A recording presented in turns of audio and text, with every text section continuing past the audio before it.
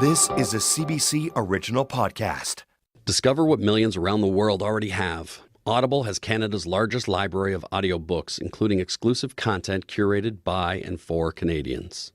Experience books in a whole new way, where stories are brought to life by powerful performances from renowned actors and narrators. With the free Audible app, you can listen anytime, anywhere, whether you're at home, in the car, or out on a jog. The first 30 days of the Audible membership are free, including a free book. Go to www.audible.ca/CBC to learn more. CPA 21, how do you read?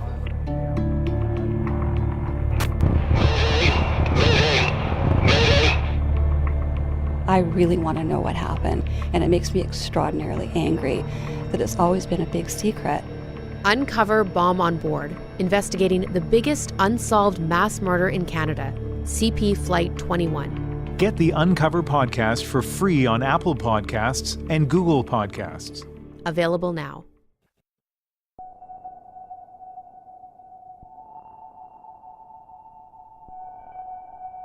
Previously on Missing and Murdered, Finding Cleo. There's unanswered questions out there that something's not right. If she was killed, how? What? I think I'm just staying alive just so I can fulfill this promise. So I logged on when we got home, and so I was just going through a bunch of different databases. It was getting late. It was like midnight at this point. What were you searching? Like, were you searching Cleo? Were you searching girl? I used first name Cleo and birth year 1965, and up came this hit. What was the reaction when you saw a headstone with the first name Cleo? My heart skipped a beat. So we had a name, a birth date, a potential grave marker, and also a small town. We needed to go to New Jersey. I'm Connie Walker, and this is Missing and Murdered, Finding Cleo, an investigative podcast by CBC News.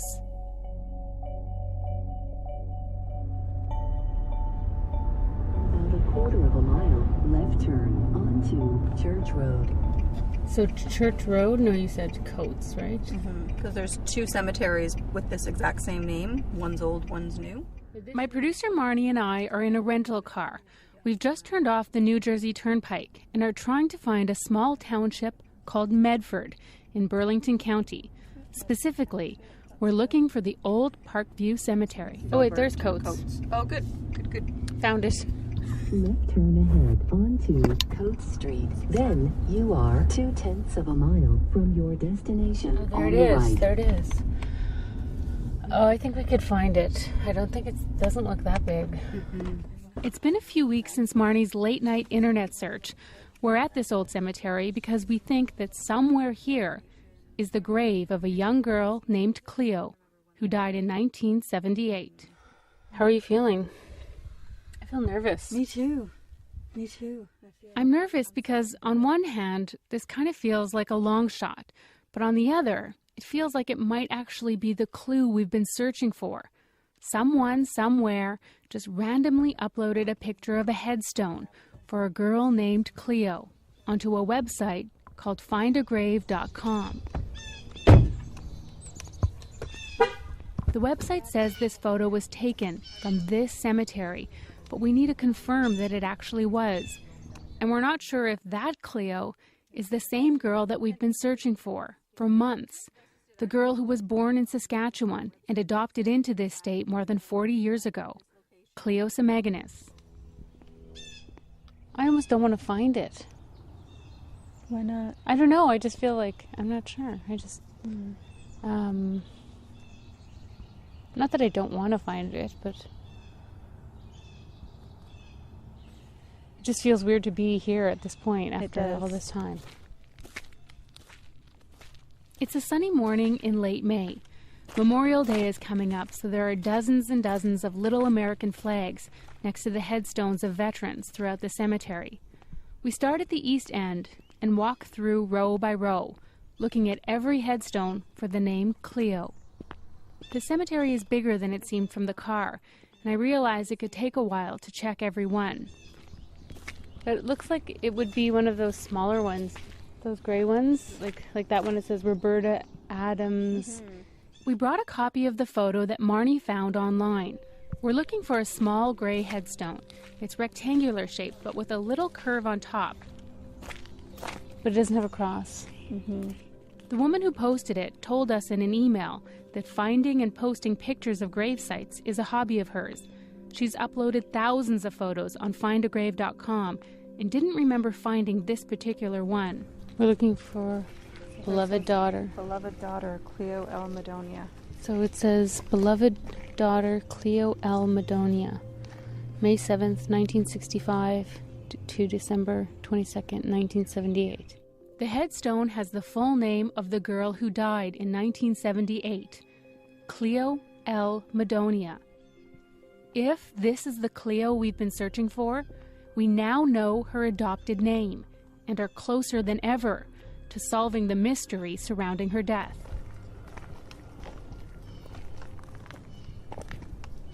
It's quiet here, which is good because I imagine we're a strange sight with our microphone and camera walking through scanning each and every headstone. Because there's that one in the middle that looks like, see with the snow, it has a little snowman next to it and it looks kind of old. We haven't told Cleo's siblings about our trip here yet. We don't want to get their hopes up for something that could turn out to be a wild goose chase. Before we tell them anything, we need to find this Cleo's gravesite and try to find out who she is and how she died. We need to be 100% certain whether or not this is actually their sister, the Cleo they've been searching for decades. Oh, just wait. I think I can. Do you think that's it? Oh, let's go check. I don't think it says beloved daughter. Let me just... No, it doesn't. It says no. Roger Button. But that's very similar, though, the shape. Madonia, Madonia. Mm-hmm. Doesn't have crosses, but doesn't look like it.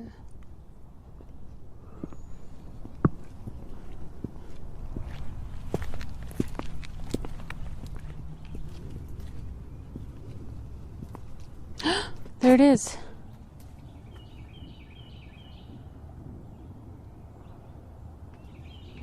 It's so small. Wow. We found it. Cleo L. Madonia's grave. Is this Cleo? It looks smaller than the others, but is it? It's almost like it's sunk down a little more. Maybe it's sunken in. Just all by itself.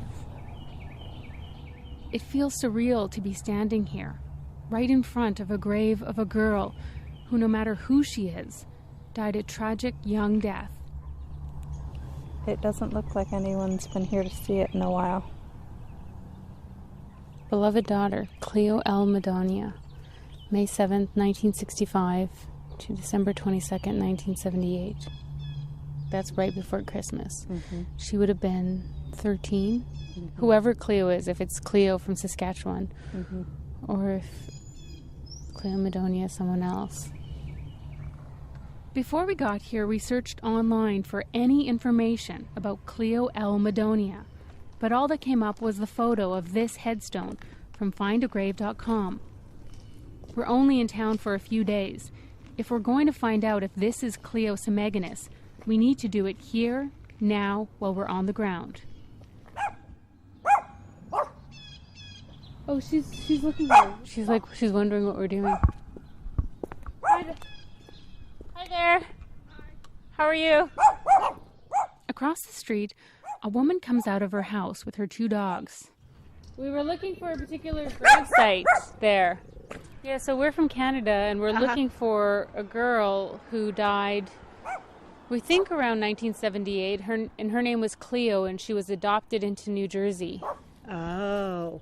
And you're looking for somebody? Yeah, we're looking for somebody. Say the last name again. Madonia. Madonia? Yeah. Oh, okay. It's right over here on the far side of the... Yeah, okay. You knew where it was? Yeah, it's like the second or third in. Stop it. But you don't know any Madonias? No. No. No.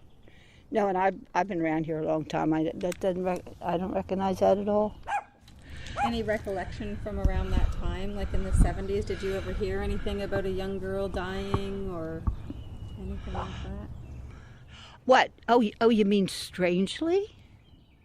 Well, we don't know actually, but we heard that she might have been killed. Whoa. No, 78. Okay, have you got in touch with the man that runs the cemetery? No, what's his name? Yeah, it's Earl something, yeah. Okay. Yeah. And what's your name? Nancy. Thanks, Nancy. You're welcome, hon. I hope you find it, but Earl would help you if he can, because he keeps close records. There are 2 Parkview cemeteries in Medford, New Jersey, the old one where we are, and a brand new one just a few minutes away. In a quarter mile, your destination will be on the left. A visit to Earl at the new mausoleum and crematorium seems like a logical next step. Parkview Cemetery, Kirby's Mill.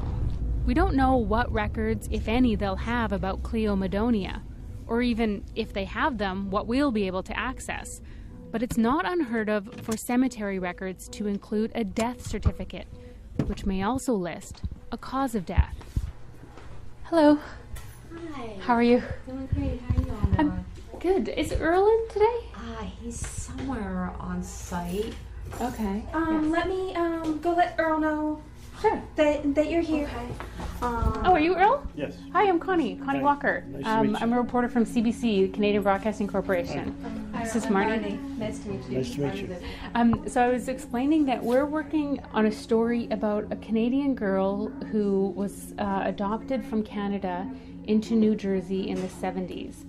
And her siblings are looking for her, but they don't know any information about where she died or what happened to her. Her name is Cleo.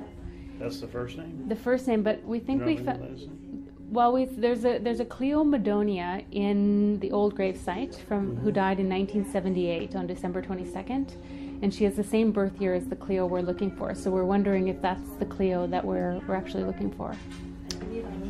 Let's go. Let's walk through here. Sure. Watch your step, please. Sure. Earl takes us away from the reception, punches in a code for a locked door, and leads us through a few dark rooms to his office. As we pass through the rooms, I notice a strange smell that reminds me where we are. It's unnerving. Sure. Earl's office looks like it's actually a garage that he's converted. He sits behind a small cluttered desk and has a laptop open in front of him. Thanks. Yeah, this is... Let's see. We took a picture. This is at our cemetery? Yeah, at the old one. Along with a big fan near the ceiling when you walk in, there's also a little fan on his desk, pointed directly at him. I mean, this is all the information I would have on it. I don't know if I'd be able to tell who. The only thing is, I have a book that says who's the owner. I would look up the obituary somehow if you can find out who the funeral director was. The funeral director may have the actual death certificate. Let's see. Madonia.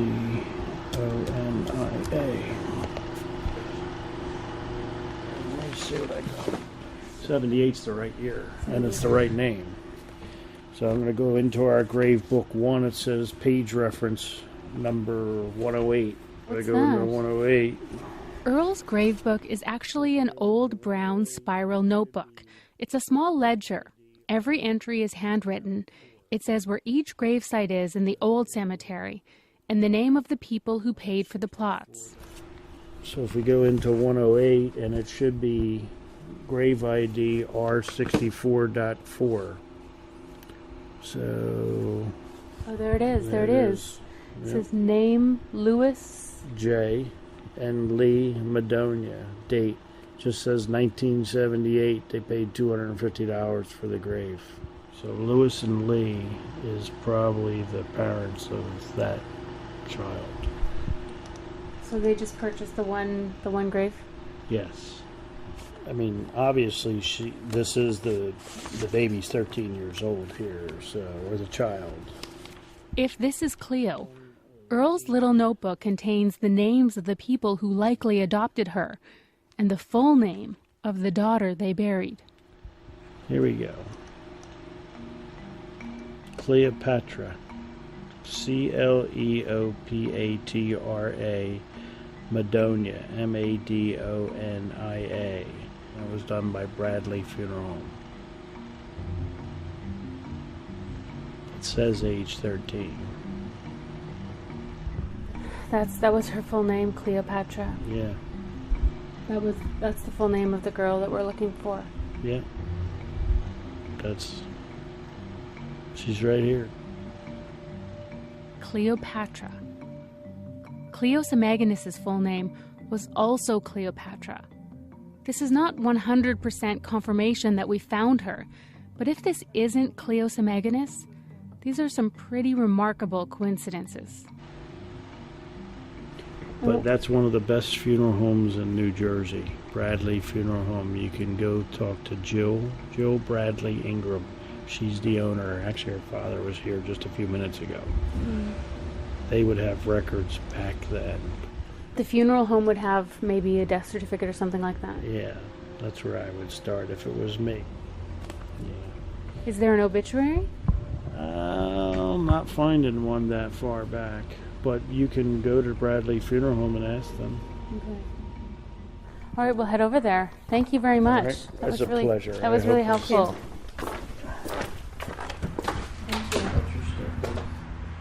We leave the cemetery office and arrive at Bradley Funeral Home, one town over in Marlton, New Jersey. Jill, what was her last name? Bradley. Jill Bradley. Oh, Jill Bradley, manager.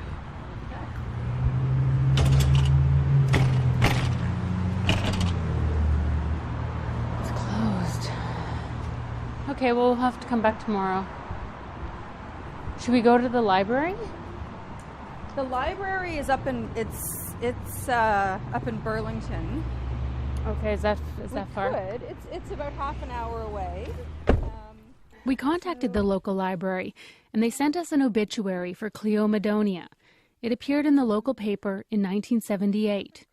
It said private funeral services were held for Cleo L. Madonia, 13, of Marlton. She is survived by her parents, Louis J. and Leonora Madonia, and a brother, Louis A. We searched online for information about the Madonias. It looks like her father died a few years ago. We find an address for her mother in Marlton, New Jersey.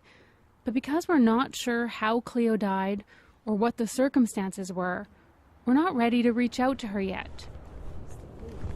Hi there, we're wondering where we could access old newspapers and microphone. Sure. Thanks. We go to the library in person because if we have the right Cleo and she was murdered, there could be something in the local paper about the crime. Burlington County Times. We start scrolling through reels of microfilm. I'm just going to go all the way to the end and then come back. I just want to see what's there on the 22nd to the 26th.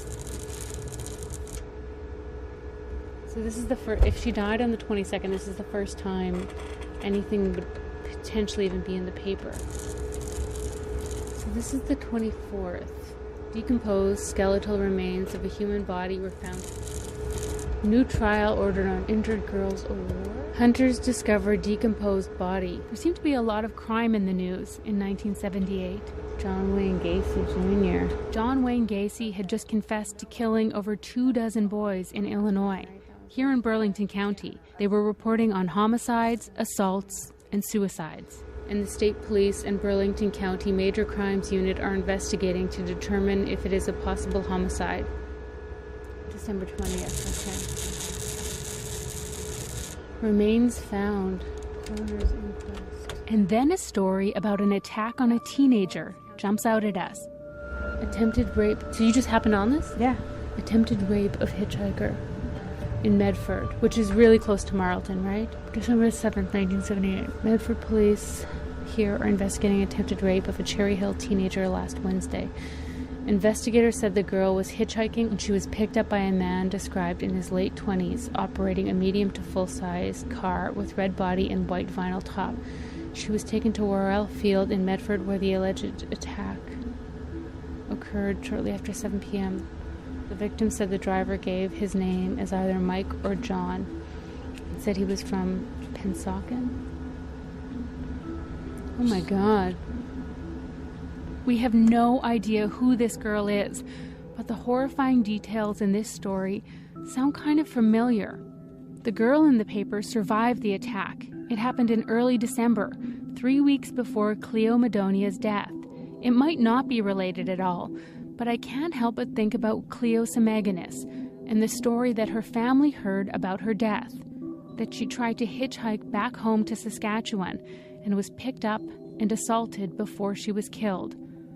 I wonder again what truth there is to that story that Christine wrote, the story that started us on this journey. I hope that while we're here, we get some concrete answers. The 26th was the day that she was buried, it said, right? Okay, these are the death notices for Tuesday, December 26th. William Andrews, William Finnegan, Marion Lee. We searched through the rest of the archives for that month, but we don't find any mention of Cleo Madonia or anything about the murder of a young girl in Marlton. May I have your attention, please? The library will be closing in 45 minutes. If you have any monetary transactions to complete or need a library card, please come to the circulation. Okay, let's go. It's going to be a short drive. 6 minutes away. Where are we off to? The next morning, we head back to Bradley Funeral Home, where we know that Cleo Madonia's service took place. All right. Good morning. Good morning. How are you doing? Good. Is Jill Bradley here? No, she's not. Do you know when she'll be in? She's out running errands, and then she Okay. won't be in at all this afternoon. Okay. Okay. I wonder if there's anyone else we could talk to. We're actually, we were over at the Medford Cemetery talking to Earl. Oh, that's where she is actually right now. Oh, really? She just headed over there. Oh. To take someone to the crematory. Oh. And then she's not going to be here this afternoon. Okay. Which anyone as directors can help you. Do you have a question? Or? Yeah, we do have a question. We were over at the Medford Cemetery looking for this gravestone. It was a girl who died in 1978. Okay. And she was 13 years old, and her name was Cleo Madonia. And did we do this? Yeah, funeral? yeah. He said that you guys did, but I mean, it was in 1978, so it was a long time ago. it was a long time ago.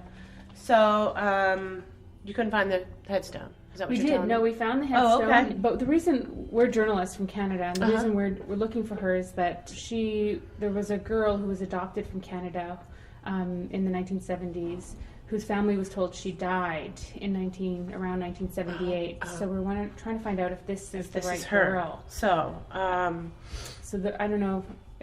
Were you here in the 70s? No. I was 13. So, okay. All right, have a seat. I'm going to see if I can find the book that the record is in. Okay. So, December 22nd, 78. Yeah. I have to go down the basement. Great. So, have a seat there. Sure. December 78. Yeah. December 22nd, 1978. The receptionist leaves us in the foyer and goes down a staircase in search of the records from 1978. I think everything we want to know is going to be in that book. You think? Death certificate, though? I don't know. I don't know if she's going to share any information with us. I think it's kind of unlikely, but I was surprised that we were able to see the records at the cemetery office. Things seem different in the States. Saying you're a journalist seems to open doors that they might not in Canada. I know she wants us to sit. I can't sit. I know, I feel so nervous. But she's back within a few minutes and has a file of papers in her hand. Wow, what's that? That's her file. Amazing. Yeah. But she doesn't hand them over. She keeps them close to her, behind her desk. Student. Hang on. Let me come around. Okay. Jill said she was 13 years old in 1978, the same age as Cleo Madonia. It's a long shot, but I show her the picture we have of Cleo, the one we've been carrying around with us for months. So, are you from here as well? I was just wondering if you would recognize her photo. No, I don't think so. I am from here, but no, I don't recognize her picture. But then she looks at the photo again. Oh, wait a minute. This is Cleo. Yeah. Oh my gosh. Yes, wow. Yeah, she and I were friends. What? Yes. Yeah, wait a minute, let me think for a second. We were in, 5th grade, 6th grade? No, middle school. Are you recording me? Yes, is that okay? No, it's not. Oh, we're doing a documentary for her family. Her siblings are looking for her. And this is, I would just rather you didn't record me, if that's okay. Okay. Yeah. So you turned it off? Yeah, okay. Yes. I stop recording. I can't believe it. We found Cleo, the girl we'd been searching for months. We found her. And not only that, we're talking to someone who knew her, someone who was her friend, someone who doesn't want to be recorded. I'm crushed. The woman doesn't ask us to leave, though. She keeps talking. Her name is Jill Slim. She's not the Jill we came to see, but I'm so glad that she is the one that we found. What are the odds? Jill can't believe it either. She keeps saying, oh my gosh, oh my gosh. It starts to sink in that we're talking about her friend Cleo, and she gets emotional. Even though I'm disappointed, I can understand her hesitation about being recorded. Jill starts telling us about the day that Cleo died. She remembers it vividly. It was a few days before Christmas, in 1978, and Jill was hosting a party. She invited all of her girlfriends to come over to her house, including Cleo. Everyone brought an ornament to help trim the tree. The party had started, but Cleo didn't show up. As Jill is telling this story, I feel panicked. This is the moment. We found Cleo and are hearing details about her life and her death. Details that her siblings have been searching and longing for. I'm not taking notes, neither is Marnie. Everything is happening so quickly, and I'm worried we're missing something important, something crucial. So I make a split-second decision and hit the record button again. Show up to the party, didn't show up to the party, didn't show up to the party, so my mom called her house, and they told me what had happened. So... In my mind, I think Jill is shocked right now. Well, first of all, I want to tell you what we're doing here so Okay. you have a better sense. But maybe, once she has time to process and hear more about what we're doing and why. Cleo had 5 siblings from Saskatchewan, and they've been searching for her their entire lives. She might change her mind. And maybe she'll be okay with it and let us use what I'm recording for the podcast. And even if she doesn't, even if she still says no, it's important to record what she says for our notes, for accuracy. So I keep recording. Oh my gosh, I don't know if I could do this. I'm just not ready to do this right now. Oh my gosh. Luckily, Jill would change her mind. Okay, so what do you want to know? Months later, after we'd met again, she agrees to let us use what I recorded that day in the funeral home, her reaction, after we realize that the girl that we've been searching for is her friend Cleo. I can't believe that we found you. Yeah. Oh my gosh, like this is just crazy. But that's it's her. just- That's definitely her. She was really, really tall. She was taller than all of us. Wow. But that's her. She was really small here. I was 1978, so I was 13, so I was in middle school. What school? Marlton Middle. Marlton Middle School. Yeah, Marlton Middle.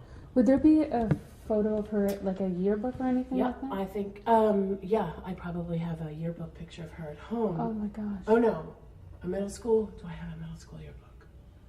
I can't believe that you know her. Oh my it's gosh, funny, we've been I looking, just we've been cannot looking believe- for her. And Gina and I were just talking about her. Who is Gina? Gina is just my we were just best friends in school, and we were friends with Cleo. How long was she in New Jersey? Do you know? Honestly, I don't have much recall of her. Only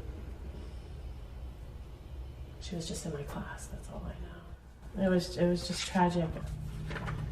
I think I know how she died, but I'm not positive. Even though Jill says she's not sure, I think she actually knows how Cleo died. But she is adamant she can't be the one to tell us what happened to Cleo. I'm sorry. I'm sorry. I'm really, really sorry. Can you tell us, like, did she die? You could try the police department. Yeah. They might have a record. Mm-hmm. Yeah. Can you even tell us yet just what the story was going around? This isn't official cause of death, but just sorry. even what the... I can't. I just am not. I understand. Yeah. It was tragic. It was just a tragedy. Is it something you think police may have info on file about? I'm sure the police were called. I'm sure. Yeah. Yeah. The whole time we're here, Jill is texting with her friend Gina, who was also Cleo's friend.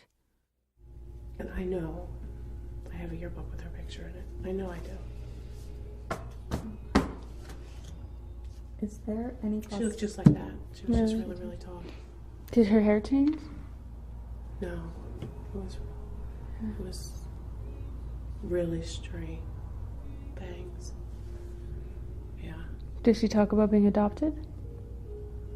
No, I don't. I see. I have such a vivid. It was 8th grade. Yeah. Do you remember much from 8th grade? No. I mean, it was horrible, right? 8th grade. This has obviously thrown Jill for a loop. She's reeling, and she's still at work. Bradley Funeral Home. We ask if we can meet up with her later, but she has an appointment right after work and is heading out of town first thing tomorrow. What are the odds? Yeah. I know. What are the odds, right? And I'm looking at this paper and I'm looking at this picture and and I go downstairs and I'm looking for 78 and oh no, 78 is upstairs and Cleo Madonia. I'm so sorry. This must be really shocking for you guys.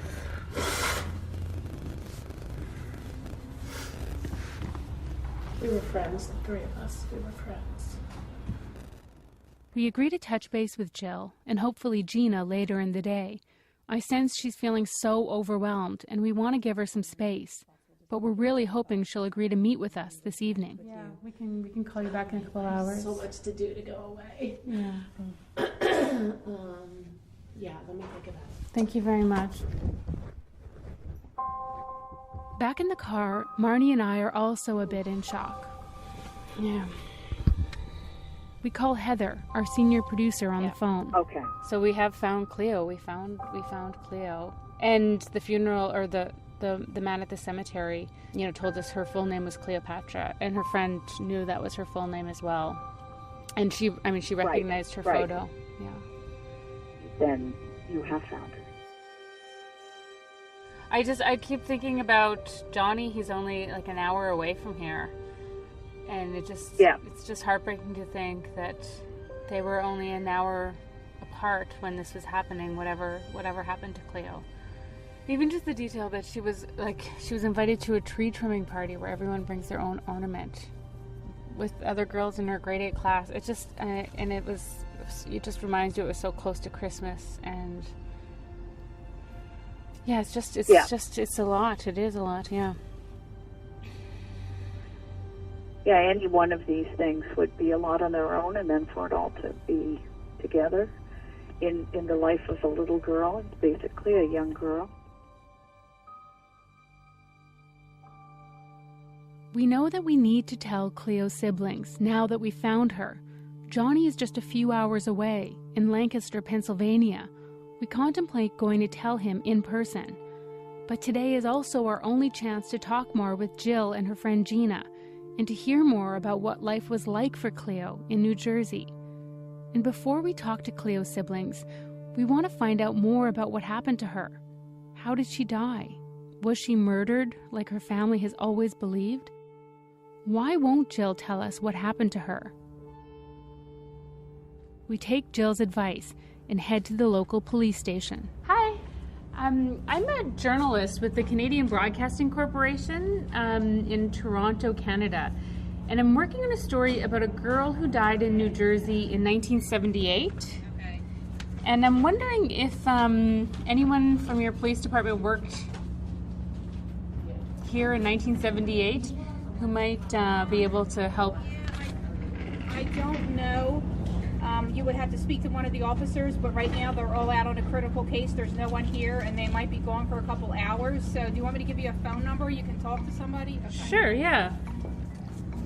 I'm going to give you the number of Lieutenant Cleo. He's our public information officer, and he might either be able to help you or to direct you.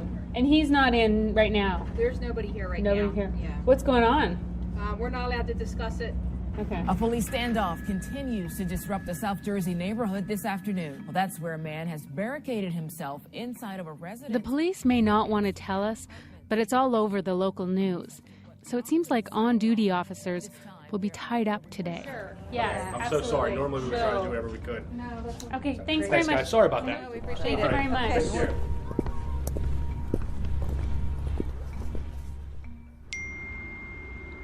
So I just got a text from Jill at the funeral home, and she says, I'm going to try to find... Jill and Gina have decided they will meet us tonight. That's good. I feel like she was just so overwhelmed in the moment. But just to talk, they're not ready for an interview. We meet at a local diner, and as promised, we leave our microphone behind. Jill and Gina are clear about their intentions. They're talking to us for Cleo's siblings. They want to help them learn more about their sister, help them get to know the girl Jill and Gina considered a friend. They're shocked about us showing up out of the blue, and we're wary about talking to journalists. But the more we talk, the more comfortable they become. They tell us again about the moment they found out that Cleo died. We talked to them for over an hour. It's the most I've heard about what Cleo was like. I don't want to forget a thing, so as soon as we're back in the car, I go over everything they told us. Okay, all right, where to begin? So we just left the Marlton Diner. Jill remembers her mom sitting down all the girls on a sectional in the living room, and her mom sitting on a coffee table and telling all the girls that Cleo died, and then all of their mothers came to pick them up, and they were all upset. And they also said they remember the funeral was on the 26th, but they weren't allowed to go. It was a private funeral. They share memories of Cleo and paint a picture of her that I've never heard before. They said that she was happy and that she laughed and that she just always had a big smile on her face, and she was just a goofball, and that she was really happy. They just kept saying over and over again. It's such a contrast to Johnny's last memory of Cleo and the Cleo we've been hearing about. The young girl who was taken away from her mother and who was so upset about being sent away for adoption. I hope that hearing about this Cleo, the happy Cleo, gives her family some comfort. They said she didn't talk about what happened before she was adopted, except once she said something about how her real mom named her Cleopatra. And when we were talking about her other siblings, Gina thought she might have mentioned something about a sister, but they said that she didn't really talk about that. Jill and Gina brought 2 photos of Cleo, and I was struck by how different they were. The first one was Cleo's grade 5 class picture, taken the year she arrived in New Jersey. Cleo stands out because she's tall and she's wearing a bright yellow top. Gone are her crooked bangs, her dark brown hair is cut perfectly straight, and it looks so shiny. I love this photo because Cleo is smiling and she looks really happy. The second is a black and white photo from her grade 8 yearbook. Her hair is longer and her face is fuller. Around her neck is a white seashell necklace. Cleo doesn't look like a little girl anymore. She has a small smile on her face, but it doesn't look genuine. Underneath the picture, it says, "Respectfully remember, Cleo Madonia." It was taken just a few months before she died. I wonder what she was going through. What happened in those 3 years in New Jersey? Did Cleo try to run away from here? Why? Was she trying to hitchhike back to Saskatchewan? They didn't know anything about the 60s scoop or about residential schools. Gina just kept saying, so they just come into your house and take your kids? And she just seemed really shocked by that. They said that they wanted to meet with Johnny. They wanted to meet with Cleo's siblings. but they both remembered finding out and how they found out about her death. They didn't want to talk about it. They didn't want to tell us how she died. They didn't want to get into that at all, but they said, you need to get the death certificate. You need to find out on your own. But before we go any further, we need to talk to Cleo's siblings, to Johnny, Christine, Mark, and April. They need to know that we found their sister. On the next Missing and Murdered, Finding Cleo, we visit the house where Cleo lived and meet her adoptive mother. The reason we're calling is that they found Cleo's grave. Oh my God! Where? It's in New Jersey. Oh yeah, something happened for a perfectly healthy 13-year-old to die, right? Hi, I'm looking for Lee Madonia. Hi Lee, my name is Connie Walker. Missing and Murdered, Finding Cleo is written and hosted by me, Connie Walker. Our producers are Marnie Luke and Jennifer Fowler. Mika Anderson is our audio producer, and our senior producer is Heather Evans. To subscribe to our podcast, search Missing and Murdered, Finding Cleo on iTunes or your favorite podcast app. You can also listen to the podcast on our website at cbc.ca/findingcleo. We've posted some more photos of Cleo there, the ones her friends showed us from the time she lived in New Jersey. Again, you can see those at cbc.ca/findingcleo.